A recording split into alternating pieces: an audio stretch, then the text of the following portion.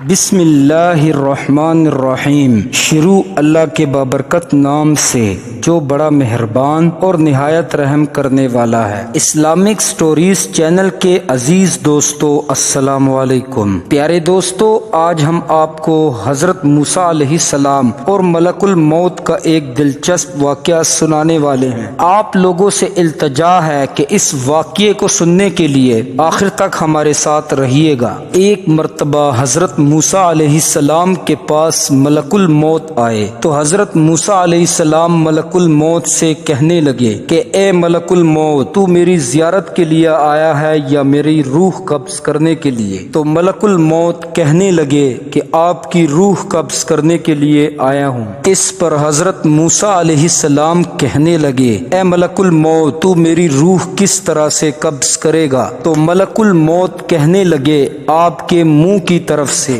تو حضرت موسیٰ علیہ السلام فرمانے لگے اس منہ سے تو میں اللہ رب العزت سے کلام کرتا ہوں۔ اس کے بعد ملک الموت کہنے لگے آپ کی آنکھ کی طرف سے میں آپ کی روح قبض کروں گا۔ تو حضرت موسیٰ علیہ السلام فرمانے لگے اس آنکھ سے میں نے اللہ کے نور کا دیدار کیا ہے۔ اس کے بعد ملک الموت کہنے لگے کہ آپ کے پاؤں کی طرف سے میں آپ کی روح کو قبض کروں گا۔ اس کے بعد حضرت موسیٰ علیہ السلام فرمانے لگے اس پیر سے چل کر میں کوہ طور کی طرف گیا۔ اس کے بعد ملک الموت کہنے لگے کہ اللہ کے حکم سے میں آپ کی روح قبض کروں گا۔ اس کے بعد حضرت موسیٰ علیہ السلام بہت غصے میں آئے اور کہنے لگے کہ اس منہ سے 1000 مرتبہ کلام میں نے اپنے رب سے بلا واسطہ کیے ہیں۔ حضرت موسیٰ علیہ السلام کہنے لگے کہ اتنی جلدی جان دینا پسند نہ کروں گا۔ حضرت موسیٰ علیہ السلام فرمانے لگے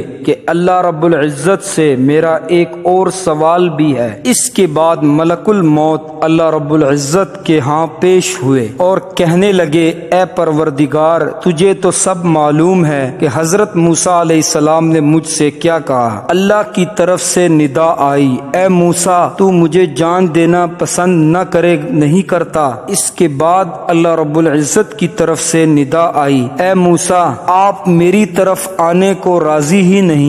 اس کے بعد حضرت موسیٰ علیہ السلام فرمانے لگے اے پروردگار، آپ کی طرف میں آنے کو راضی ہوں، مگر ایک مرتبہ آپ کی دیدار کی خواہش رکھتا ہوں کہ کوہ طور پر جا کر میں تیرا شکر کروں۔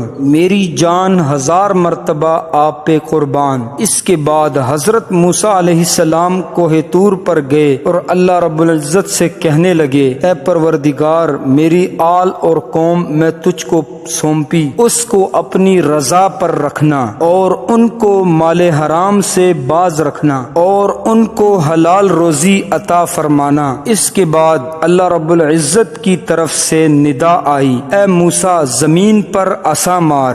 جب حضرت موسیٰ علیہ السلام نے زمین پر عصا مارا تو اس میں سے ایک دریا نکل آیا۔ اللہ رب العزت فرمانے لگے کہ اپنی عصا کو سمندر میں مار۔ جب انہوں نے اپنا عصا مارا تو اس میں سے ایک پتھر نکل آیا۔ اس کے بعد اللہ رب العزت فرمانے لگے کہ اپنے عصا کو اس پتھر پر مار۔ جب پتھر پر مارا تو اس کے 2 ٹکڑے ہو گئے اور اس میں سے ایک کیڑا نکل آیا جو منہ میں پتی لیے ہوئے اللہ کی حمد و ثنا بیان کر رہا تھا۔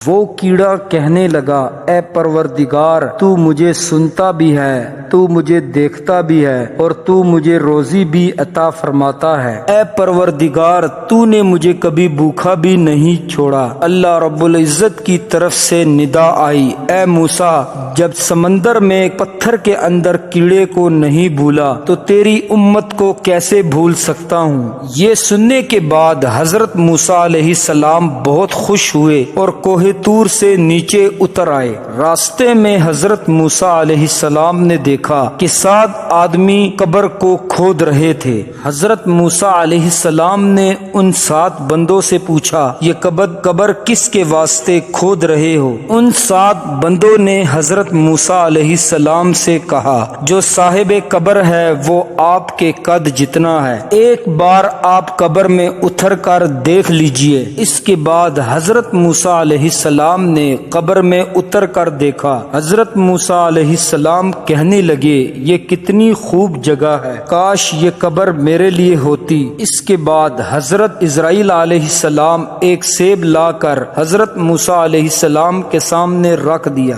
جب حضرت موسیٰ علیہ السلام نے اس سیب کو سونگا تو وہاں پر ہی اللہ کو پیارے ہو گئے۔ پیارے دوستو، موت برحق ہے، ہر نفس نے موت کا ذائقہ چکھنا ہے۔ اللہ رب العزت سے دعا کرتے ہیں اللہ رب العزت ہمیں شہادت کی موت عطا فرمائے۔ ہمارا واقعہ یہاں اختتام پذیر ہوتا ہے۔ اگر واقعہ اچھا لگا ہو تو اسے شیئر کر دیں اور لائک کر دیں۔ چینل کو سبسکرائب کرنا مت بھولیے گا۔ ابھی کے لیے مجھے دیجیے اجازت، انشاءاللہ نیکسٹ ویڈیو میں ملتے ہیں۔ فی امان اللہ۔